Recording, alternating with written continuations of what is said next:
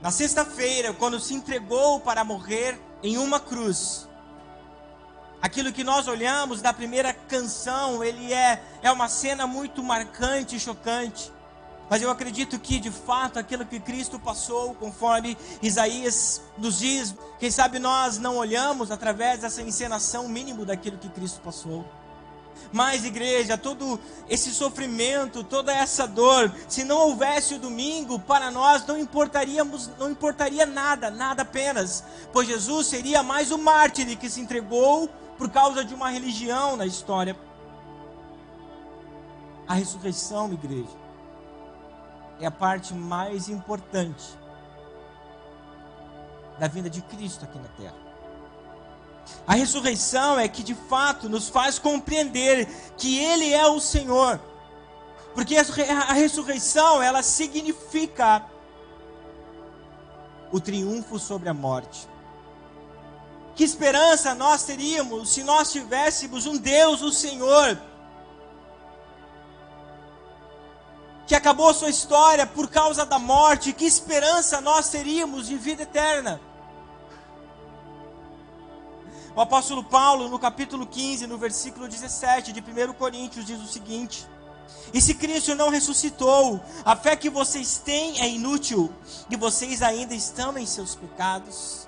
Olha que interessante, na teologia paulina, o texto nos fala, se Cristo não houvesse ressuscitado, apenas morrido, se entregado no matadouro, os nossos pecados continuariam nos matando.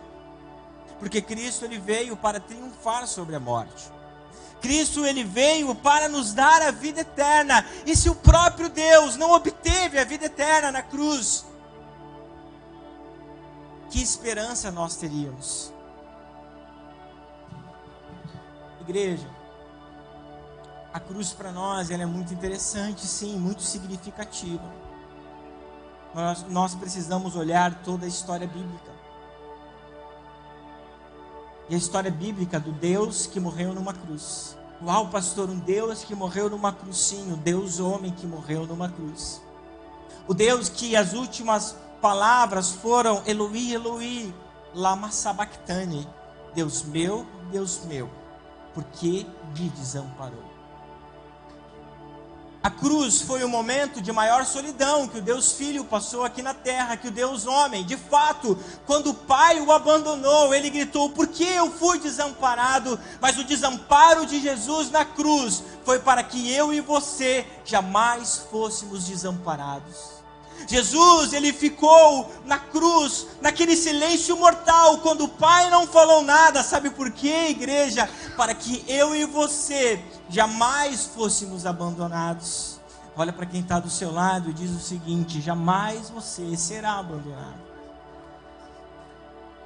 Por isso que ele disse, Deus me desamparou.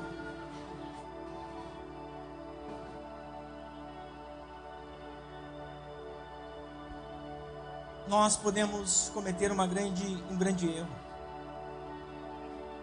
na nossa trajetória, na nossa vida cristã, que é quando nós colocamos a nossa esperança nas coisas aqui da terra. E a canção que nós cantamos há pouco sobre o caminho de Emaús fala exatamente isso. Quando Jesus morreu, os discípulos ficaram totalmente desapontados. Tanto é que, no domingo pela manhã, 2 discípulos de Jesus, essa narrativa está em Lucas 24, Cleopas e seu amigo, saíram de Jerusalém, porque pensavam que Cristo havia morrido e não havia ressuscitado.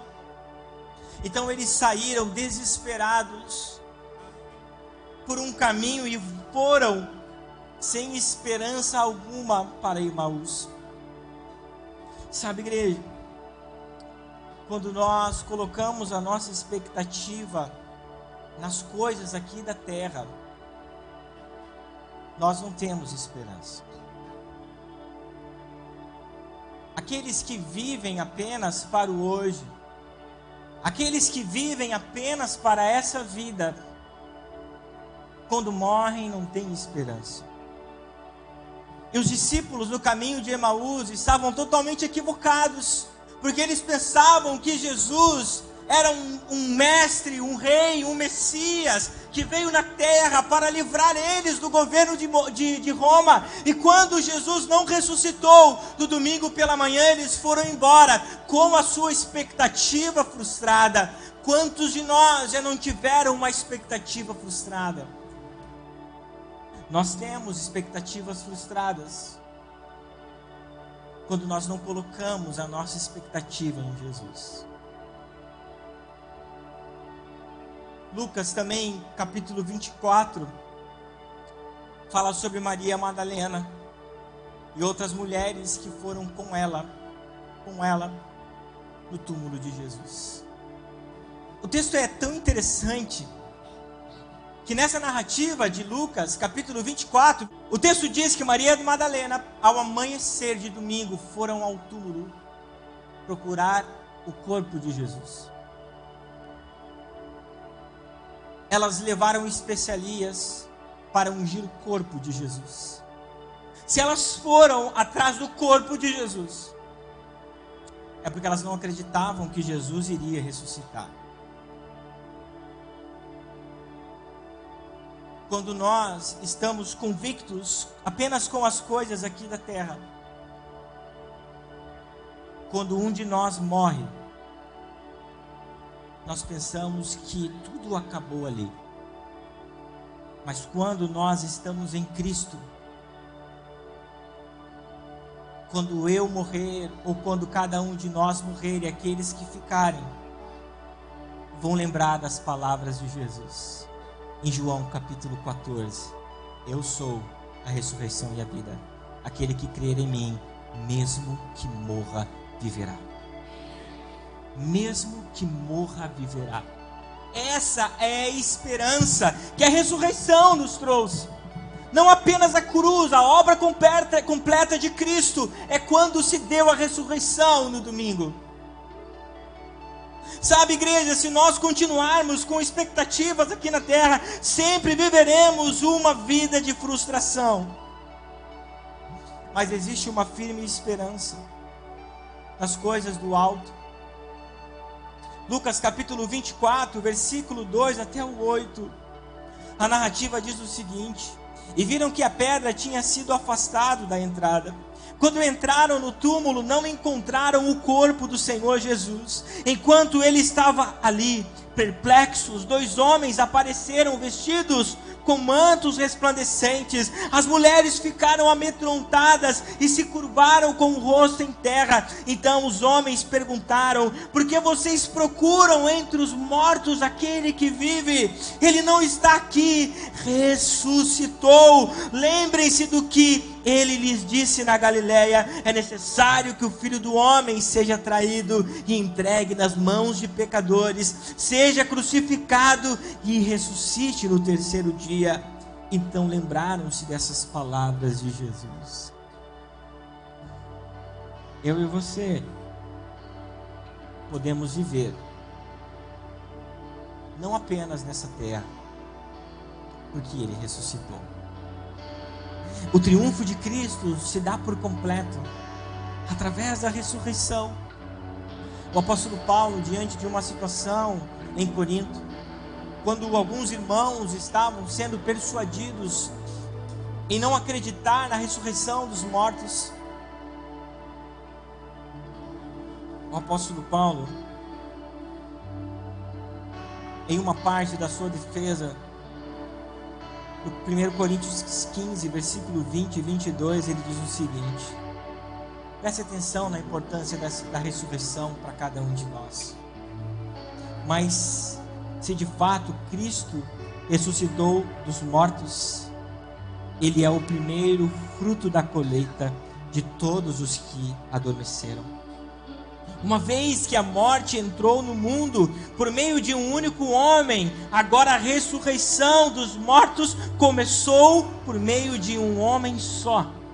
Assim como todos morremos em Adão, Todos que são de Cristo receberão a nova vida. Se o homem tivesse apenas ficado na linhagem de Adão, e se o segundo Adão, Cristo, não viesse ter vindo nos resgatar, nós não teríamos esperança. Mas agora, porque Cristo ressuscitou, nós podemos crer no amanhã, porque Ele vive.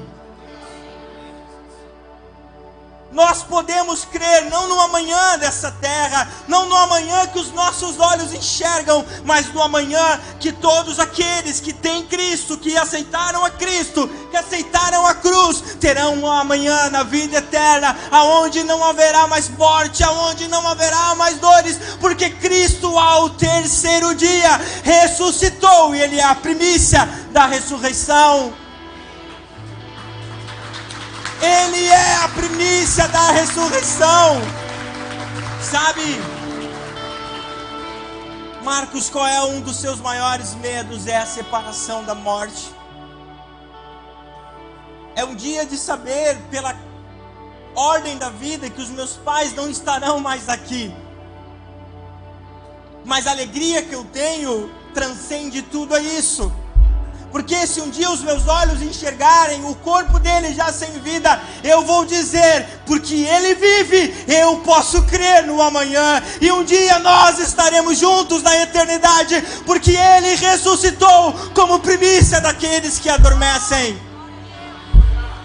Se Cristo não ressuscitou, a nossa pregação seria vã, como o apóstolo Paulo fala na mesma carta, no capítulo 15 também.